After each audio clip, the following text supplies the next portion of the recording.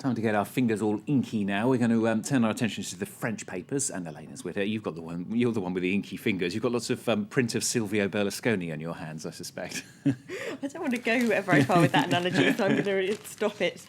Ciao Berlusconi, that's the front page over here at Libération.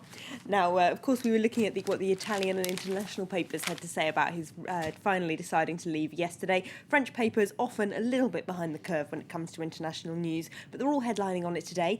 Inside Libération, they say what's interesting is the undemocratic nature of the process by which both Papandreou and Berlusconi have been forced to leave office. It wasn't protesters on the street or the ballot box that forced them out. It was financial markets and Nicolas Sarkozy and Angela Merkel deciding from Brussels how southern Europe is to be governed. But Libération says, well, that's not a very democratic precedent. We should nevertheless be celebrating because Italy has managed to rid itself of a megalomaniac. The papers are kind of looking at his legacy as well, aren't they? Megalomaniac and legacy. I'm not quite sure if the two words go together, but anyway. Well, look at this interesting piece inside of Libération, which is about the legacy they think he's left to Italy. Now, they reckon Berlusconi has made Italians more narcissistic and materialistic than they were before. They say his bling-bling nature has made it more socially acceptable in Italy to show off your wealth and get plastic surgery. And they also say that there's a whole class of Italian men that took him as a model, that saw him and his self-made wealth and his Sardinian villa and his beautiful women and looked at him and said, I want to be like that. And that he's really created a culture of little Berlusconis. The problem, though, is that they've also copied his example in terms of defiance of the courts and tax evasion. The paper reckons his bad example is one of the main reasons why so many people in Italy do avoid their taxes. And Le Monde, they're celebrating.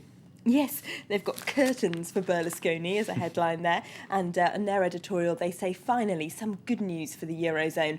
They say it was democratic, really, because there was a vote in Parliament that pushed him out in the end, and he's done the only thing that he could have done for the Euro, which is to go. If we have a look at this cartoon on the front page, we've got a rather sad Berlusconi wandering off going, my leaving party's been ruined. There's a ratings agent in the bed, and behind him we've got this bed with a number of busty ladies, and a specky-looking man holding up a 0 out of 20 scorecard for Berlusconi's economic policy there, of course. Which one's the rating agency in that picture? That's what I want to know. The economic news coming out of Italy, though, it's still not good, is it?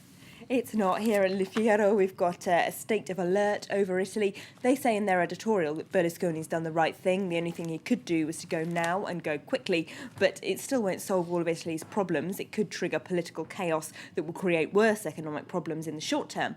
They also have a look at the relationship between Angela Merkel and Nicolas Sarkozy inside that paper, because it seems that they're the ones making all decisions about what's happening in the Eurozone now. They say Germans are worried about the economic instability of France, saying it from the German point of view. It looks like France has a huge over-bloated welfare state that it can't quite prop up, and Germans are desperate to get the French to slim down their welfare state because they're worried that one day they might have to bail us out.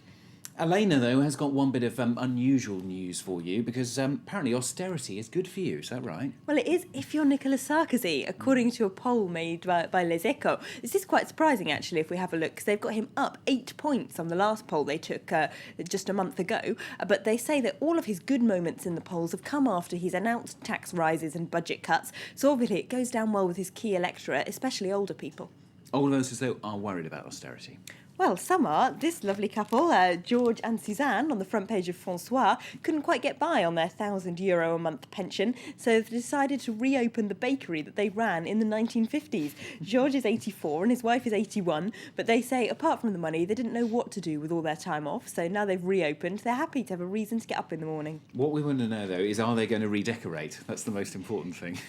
All right, Elena, thank you very much. That's Elena Casas here at this time every day with the French newspapers here on France 24. Do stay with us. Later news headlines coming up very shortly.